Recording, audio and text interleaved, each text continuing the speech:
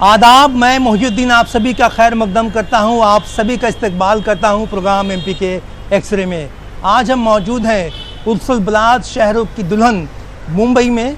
आप जैसा कि जानते हैं कि मुंबई जो है वो हिंदुस्तान के नक्शे पर बहुत ही अहमियत का हामिल शहर है और इस शहर में जो है वो लोकसभा की 6 नशिस्तें आती हैं, जिसमें से सबसे अहम नशिस्त जो है वो मुंबई नॉर्थ ईस्ट है। यहाँ से मेंबर ऑफ पार्लियामेंट है किरीट सोमैया, जिनका ताल्लुक बीजेपी से है, और हम इस कॉन्स्टिट्यूंसीज़ में आए हैं और ये जायज़ा लेने की कोशिश करेंगे कि किरीट सोमैया ने 5 साल के अरसे में यहाँ के लोगों की उम्मीदों पर कितना खरा उतर पाए हैं और उनको जो है वो कितनी सहूलियात फराहम कर पाए हैं।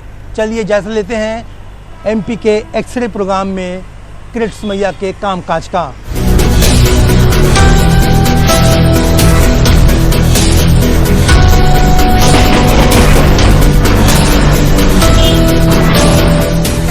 मुल्क की माशी राजधानी और गुंजान तरीन शहर मुंबई को उर्सुल बलाद भी कहा जाता है। ख्वाबों के शहर और माया नगरी के नाम से जाने जाने वाले शहर को हिंदुस्तान में अंग्रेज हुकूमत के क़याम के दौरान ही अहम तरीन बंदरगाह के तौर पर पहचान मिली। हिंदुस्तान की आज़ादी के बाद से ही मुंबई की माशी और सियासी अहमियत बरकरार रही।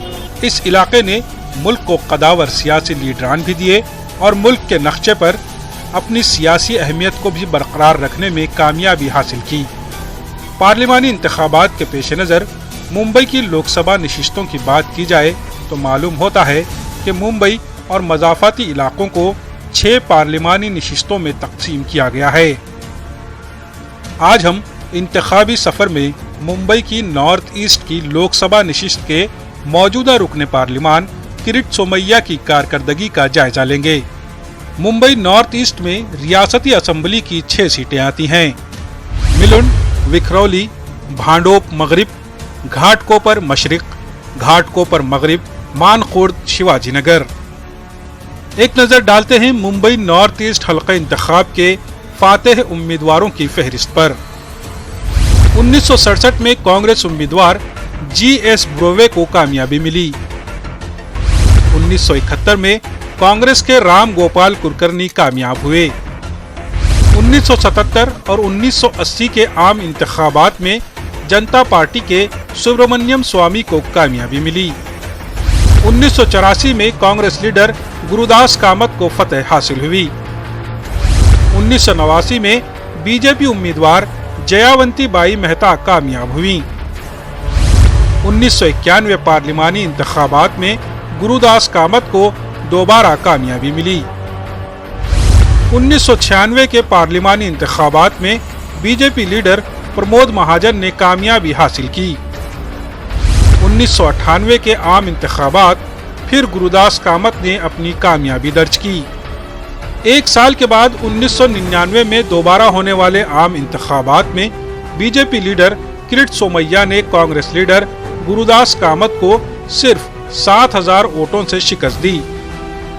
मोदी लहर के चलते 2014 के लोकसभा इंतखाबात में किरीट सोमैया को 5,25,285 वोट मिले थे।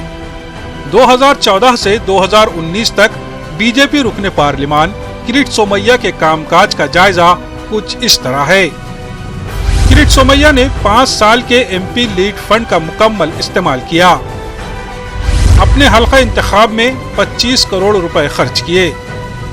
पार्लियामेंट की 157 बहसों में हिस्सा लिया, 470 सवालात पूछे। मुंबई की लोकल ट्रेन स्टेशन के 425 प्लेटफॉर्म की ऊंचाई बढ़ाई ताकि मुसाफिरों को हादसात से महफूज रखा जा सके। 1125 करोड़ रुपए के फंड से सेंट्रल और हार्बर लाइन की लोकल ट्रेन के डब्बों में इजाफा किया। रेलवे स्टेशन पर एस्केलेटर और इको फ्रेंडली टॉयलेट की तामीर की। विद्या विहार, विखरौली और नाहौर में फुट ओवर ब्रिज की तामीर की शुरुआत की। मुंबई शुमाल मशरकी पार्लिमानी हल्का इंतखाब इलाके में मेट्रो प्रोजेक्ट लाए। किरीट सोमैया ने मिलुंड डंपिंग ग्राउंड को बंद करने का काम भी शुरू किया। मिलुंड और गोवंडी के देवनार डंपिंग ग्राउंड में पूरे मुंबई का कचरा जमा होता है। ऐसे देखा जाए तो हिंदुस्तान में सिर्फ 5 सांसद ऐसे हैं कि जिन्होंने 25 करोड़ का सांसद निधि एमपी लेड फंड पूरे का पूरा यूटिलाइजेशन कर दिया। उसमें एक किरीट सोमैया है, महाराष्ट्र में एक ही है। सांसद निधि के द्वारा हमने 125 स्कूलों को कंप्यूटर देना, 500 बस्तियों में शौचालय करवाना, लगभग 40 व्यायामशाला, लाइब्रेरी, रीडिंग रूम, ये रही सांसद निधि। मेरी कॉन्स्टिट्यूएंसी के महत्व के 5 काम अगर कहने हो तो रेलवे की सुरक्षा। तो मुंबई रेलवे में साल में 10,000 लोगों की प्रवासियों का या तो माइनर इंजरी, मेजर इंजरी या मृत्यु। तो उस दृष्टि से हमने काम किया, 450 प्लेटफॉर्म की ऊंचाई बढ़ाई, क्षमता बढ़ाने का काम किया। मध्य रेलवे में 1125 करोड़ रुपए का 15 डिब्बे की ट्रेन, 12 डिब्बे की ट्रेन, 15 डिब्बे की करना, यानी 25% क्षमता बढ़ाने की शुरुआत हो गई। साथ में सुविधा की दृष्टि से हर प्लेटफॉर्म पे, हर स्टेशन पे एस्केलेटर, 49 एस्केलेटर बन गए या काम चालू है। दूसरे 100 मंजूर हो गए ईशान्य मुंबई के 9 रेलवे स्टेशन पर।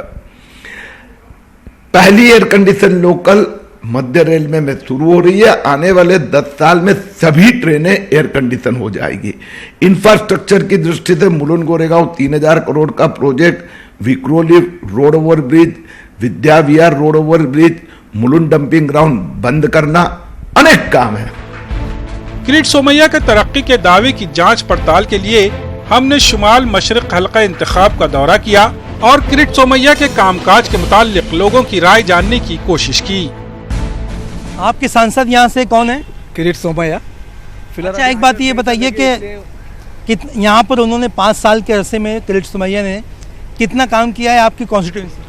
हमारे यहाँ पे जो एरिया में जो लक्ष्मी नगर है, यहाँ पे महाड़ा कॉलोनी, लक्ष्मी बाग, यहाँ पे कुछ भी काम नहीं हुआ है। जहाँ तक आप हाईवे की बात करेंगे, यहाँ के रास्ते की बात करेंगे, यहाँ पे नाले सफाई की बात करें, खासदार के माध्यम से उनके बारे में एक भी काम यहाँ पे पूरा हुआ, ऐसा एक भी काम हुआ ही नहीं यहाँ पे। यहाँ तक कि 5 साल में यहाँ पे आए भी नहीं है। अच्छा, एक बात ये बताइए कि यंग जो है इस कॉन्स्टिट्यूंसी का, वो क्या सोचता है कि किरीट सोमैया ने जो है वो कितना काम कर पाए 5 साल? नहीं, हमें नहीं मालूम हमारा कौन सांसद है, कुछ काम नहीं किया कुछ। यंग जनरेशन के लिए तो कुछ नहीं किया है। और 5 साल में हमको इधर दिखे भी नहीं कभी। चुन के आए तब एकदम वोट लेने के लिए आए, उसके बाद आए नहीं कभी इधर। यहाँ पे जो है वो इलेक्शन के बारे में जानना चाह रहे हैं कि मतलब इस कॉन्स्टिट्यूंसी में किरीट सोमैया जी के ज़रिए जो है वो कितना काम हो पाया है आप लोगों के लिए? असल में एमपी के ज़िम्मे जो है बहुत ज़्यादा लोकल में काम होता नहीं है। एमपी की जिम्मेदारी तो बहरहाल पार्लियामेंट के अंदर बहस की है। वैसे इन जनरल जितने वादे उनकी तरफ से हुए थे, अब तो इस तरह की कोई चीज़ यहाँ नज़र आती नहीं है। रेलवे स्टेशन के ऊपर जो है वो ब्रिजेस बनने की बात थी, रेलवे प्लेटफॉर्म के सुधरने की बात थी, ऐसी कोई एक्टिविटी होते हुए यहाँ पर हमको अब तक दिखाई दे नहीं रही है। और ना ही एरिया के सुधरने के ताल्लुक से कोई बहुत ज़्यादा काम हुआ इस इलाके में दिखता है। अच्छा मौसी, एक बात ये बताइए कि अभी इलेक्शन आने वाला है, आपको लगता है कि मतलब बीजेपी गवर्नमेंट ने काम किया 5 साल में? कुछ नहीं काम किया है, कुछ नहीं काम किया है। वो लोग बोलते हैं कि ये करेंगे वो करेंगे, कुछ नहीं करते आने के बाद में। आपके इलाके में Kirit Somaiya member of parliament है, वो कभी आए यहाँ पे, उन्होंने कुछ काम किया? नहीं, कुछ नहीं किया काम, आज तक कुछ भी काम नहीं किया। किरीट सोमैया के मुंबई की लोकल ट्रेन के मुसाफिरों को सहूलियात फराहम करने के दावे की हकीकत को जानने के लिए हमने मुंबई की लोकल ट्रेन का सफर किया और हकीकत का पता लगाया। मुंबई की लाइफलाइन कही जाने वाली लोकल ट्रेन से रोज़ाना लाखों की तादाद में लोग सफ़र करते हैं। लोकल ट्रेन मुंबई को जो है वो एक इलाके से दूसरे इलाके जोड़ती है। हम फिलहाल जा रहे हैं घाटकोपर, जो कि नॉर्थ ईस्ट मुंबई कॉन्स्टिट्यूंसीज में आता है, और हम यहाँ पे जाने की कोशिश करेंगे कि लोगों की क्या राय है। तो क्या लगता है कि मतलब किरीट सोमैया ने जो है वो 5 सालों में ट्रेन के इशू उठाए, लोकल ट्रेन के इशू उठाए, तो क्या आपको लगता है कि कुछ हो पाया है, कुछ सुविधाएं मिल पाई हैं मुंबई के पैसेंजर को? देखिए, अभी जो चुनाव का जो समय है तब काम करना, तो ये कोई सत्ता के लालच में कोई काम करना होता है जिसका। आप एक बात ये बताइए कि किरीट सोमैया यहाँ से मेंबर ऑफ पार्लियामेंट है, घाटकोपर कॉन्स्टिट्यूंसीज भी उसमें आती है, उन्होंने जो है वो जो ट्रेन और प्लेटफॉर्म के बीच के जो गैप है उसको कम करने के लिए मुहिम चलाई, ट्रेन की सुविधा के लिए मुहिम चलाई, तो क्या आपको लगता है कितने कामयाब हो पाए वो? अभी क्या काम हुआ, कुछ नहीं हुआ। काम तो अभी हो रहा, चालू है, हो जाएगा अभी कुछ टाइम तक।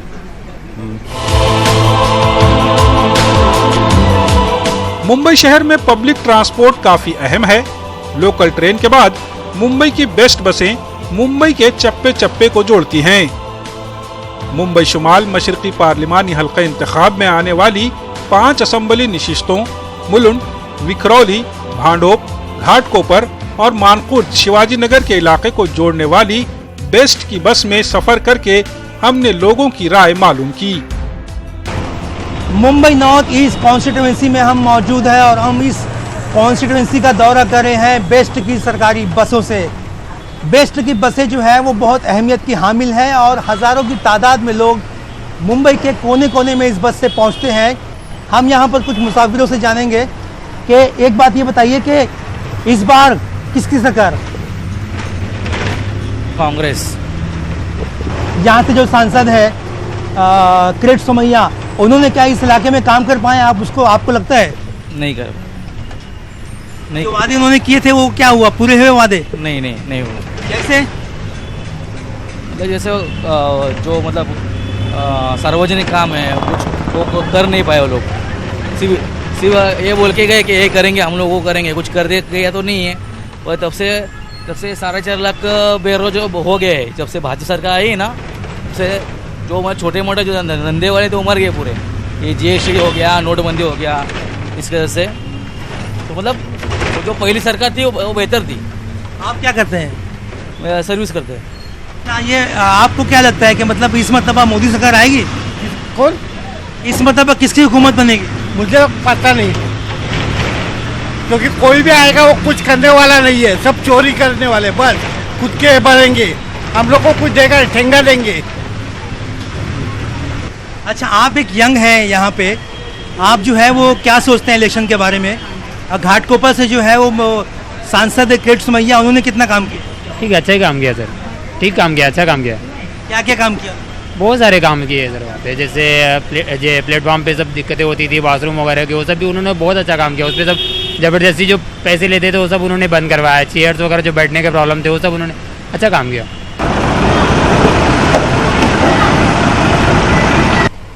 आप देख रहे हैं प्रोग्राम MP का एक्सरे, जो कि पेश किया जा रहा है शहर मुंबई की नॉर्थ ईस्ट कॉन्स्टिट्यूंसी से। मुंबई शुमाल मशरक लोकसभा हल्का इंतखाब में गोवंडी शिवाजी नगर का इलाका भी आता है। MP किरीट सोमैया पर इस पूरे इलाके को नजरअंदाज करने का इल्जाम है। आप यकीन कर लीजिए, हम मुंबई में ही हैं, मुंबई के गोवंडी इलाके में है, जो कि नॉर्थ ईस्ट मुंबई की पार्लियामेंट्री कॉन्स्टिट्यूंसी में आता है। ये वो इलाका है जो गोवंडी में पड़ता है, रफ़ी नगर नाम है इसका, और ये इलाका जो है वो डंपिंग ग्राउंड पर बसा हुआ है। इलेक्शन के वक्त ये वादा किया गया था कि इस डंपिंग ग्राउंड को जो है यहाँ से शिफ्ट किया जाएगा। यहाँ पर लोग रहते हैं, आप देख सकते हैं कि मतलब ये लोग जो यहाँ पर रहते हैं ये डंपिंग ग्राउंड पे रहते हैं, यानी कि कचरे के ढेर पे रहते हैं ये लोग, और इनकी ज़िंदगी जो है वो ज़िंदगी मसाइल का अंबार बनी हुई है। और यहाँ पे जो है लोग डंपिंग ग्राउंड से कचरा चुनते हैं और कचरा चुनने के बाद ये बेचते हैं और उसकी जो कमाई आती है वो उससे गुजर बसर करते हैं। ये इलाका मुंबई नॉर्थ ईस्ट कॉन्स्टिट्यूंसी में है, मुंबई में वाक़ है, लेकिन मुंबई की जो चकाचौंध है वो उसके मुंह पे ये इलाका बहुत ही तमाचा मारता है। हम यहाँ पर कुछ लोगों से बात करते हैं कि उनके मसाइल क्या हैं और आपको तकलीफ़ क्या होती है यहाँ पे, क्या मसाले हैं आपको?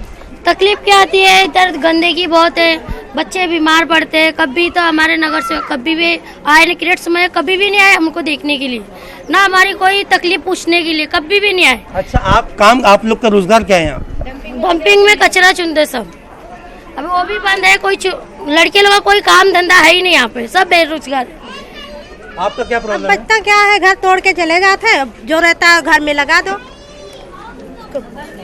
अच्छा, एक बात ये बताइए कि यहाँ पे बीमारी जो है वो कौन कौन सी बीमारियाँ होती हैं और कैसे? मलेरिया, यही सब बीमारी होती है, क्योंकि कचरे की वजह से यहाँ वैसे मच्छर जमा होते हैं। इलेक्शन के टाइम पे नगर सेवक नेता हर वोट मांगने बराबर आते हैं, उसके बाद कोई नजर नहीं आता है। और जो कि हम वोटर से इलेक्शन ID है बाकायदा हमारे पास, वोट देने जाते हैं, वोट लेने के टाइम पे ही आते हैं, लेकिन ये सब काम करने के टाइम पे फिर बाद में कोई नजर नहीं आता।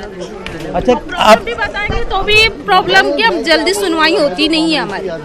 अच्छा, आपको बोला गया था कि डंपिंग ग्राउंड यहाँ से हटाया जाएगा, तो उसका क्या हुआ? अब उसका तो दीवार से वहाँ से जा रही है, दीवार के अंडर में जो है वो पास हो जाएगा, ये सुने थे हम लोग। अब दीवार के उस पार जाना माना है, तो दीवार के उस पार तो कोई नहीं गया, दीवार का काम आधा रुक गया है, उसके आगे बढ़ा नहीं। डंपिंग ग्राउंड से आपको तकलीफ है बहुत ज्यादा? तकलीफ क्या है, गंदगी साफ हो जाएगी तो हम भी यहाँ पे रह सकते हैं। ऐसे कितनी जगह है, बांद्रा में पास हो चुका है, तो यहाँ क्यों नहीं पास हो सकता? क्यों तोड़ के जाते? पास करना है तो एक ही बात। ये लोग जो है वो गोंडे शिवाजी नगर के हैं। हमने पहले ही कह चुके हैं कि अगर मसाइल की बात की जाए तो सुबह से शाम हो जाएंगी। ये डंपिंग ग्राउंड पर रहने के लिए मजबूर हैं। इनका ये कहना है कि इस इलाके में टीवी, माल न्यूट्रिशन के अलावा जो है वो दमा और ऐसी अनेक बीमारियां जो है यहाँ पर बहुत ही कसीर तादाद में पाई जाती है।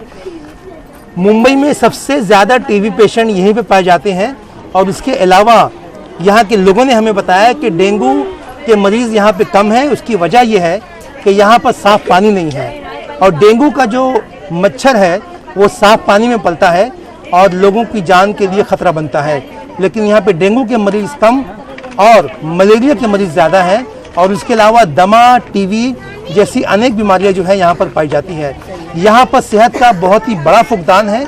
यहाँ के लोग जो है वो कचरा चुनते हैं और कचरा चुन के अपना पेट भरते हैं। ये डंपिंग ग्राउंड आप देख रहे हैं, ये डंपिंग ग्राउंड जो है मुंबई का डंपिंग ग्राउंड है और यहाँ पर जो है वो मुंबई का कचरा आता है।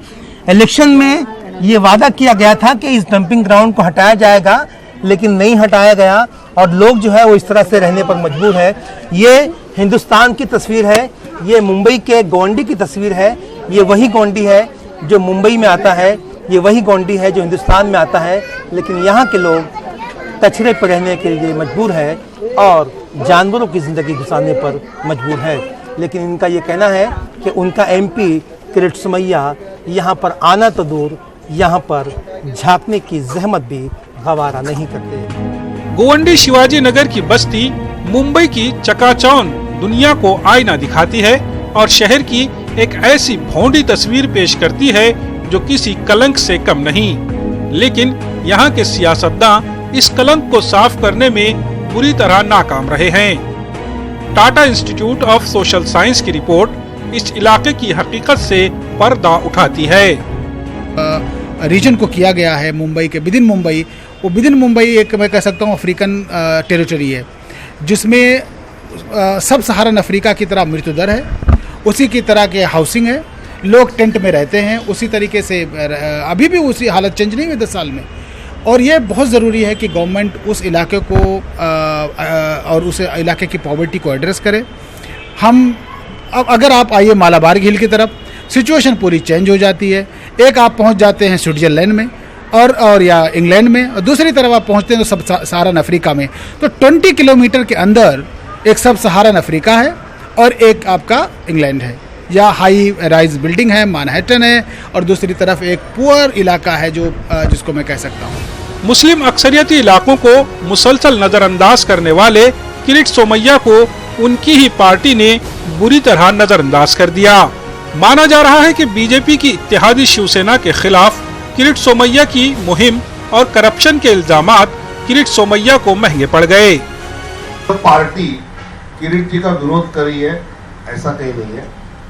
कुछ शिवसैनिकों के मन में थोड़ा गुस्सा है जिस प्रकार के वक्तव्य किरीट जी के आए थे, लेकिन मैंने परसों कहा वैसे उस समय भाजपा सेना युति नहीं थी, तो एक स्वाभाविक पार्टी के लाइन पर वो वक्तव्य थे। पार्टी के प्रमुखों के मन में कोई गुस्सा नहीं और सैनिकों के व्यक्तिगत कुछ में है, इसलिए उस प्रकार कोई संजय राउत जी पर गुस्सा या कुछ कहना ये हमें आवश्यक नहीं लगता। जबकि सियासी तज्जियानिगार और माहिरीन किरीट सोमैया को टिकट न देने के मामले को बीजेपी की अंदरूनी सियासत को जिम्मेदार करार देते हैं। कि किसी भी राजनीतिक फैसले के पीछे कभी कोई एक कारण नहीं होता, कई सारे कारण मिलके किसी फैसले तक पहुंचा जाता है। किरीट सोमैया का जहां तक मामला है, मुझे लगता है कि सबसे बड़ा जो फैक्टर है वो शिवसेना से उनका जो विरोध था उसको लेकर का था। जिस तरह से बीएमसी के चुनाव में, मुंबई महानगर पालिका के चुनाव में जिस तरह से उन्होंने शिवसेना के खिलाफ एक एग्रेसिव स्टैंड लिया था, और इसका फ़र्क तो पड़ने ही वाला था इस चुनाव में, क्योंकि शिवसेना ने पहले ही दिन जिस दिन गठबंधन साफ हुआ था दोनों पार्टियों के बीच में, उसके बाद से ये कहना शुरू कर दिया था कि वे किरीट सोमैया का साथ नहीं देंगे। बीजेपी ने किरीट सोमैया की जगह मनोज को मैदान में उतारा है। मनोज कोटक का अब सीधा मुकाबला एनसीपी लीडर संजय दीना पाटिल से है। किरीट सोमैया की जगह पाने वाले मनोज कोटक को अपनी कामयाबी का यकीन है। मुझे लगता है कि पूरे देश में जिस तरह से नरेंद्र भाई मोदी को प्रधानमंत्री बनाने की लहर है, आप देख रहे हैं कि ईशान्य मुंबई का कोई हिस्सा उससे अछूता नहीं है। भारतीय जनता पार्टी, शिवसेना और आरपीआई के सारे कार्यकर्ता अपने दमखम से लड़ रहे हैं और मुझे विश्वास है कि एक आम आदमी का प्रतिनिधि करके मैं संसद में जा रहा हूँ। यह था प्रोग्राम एमपी का एक्सरे जो कि पेश किया जा रहा था शहर मुंबई की नॉर्थ ईस्ट कॉन्स्टिट्यूएंसी से। वक्त तो चला है आपको अलविदा कहने का। कल एक नए हल के इंतखाब के साथ आपके रूबरू फिर हाजिर होंगे। तब तक के लिए खुदा हाफिज।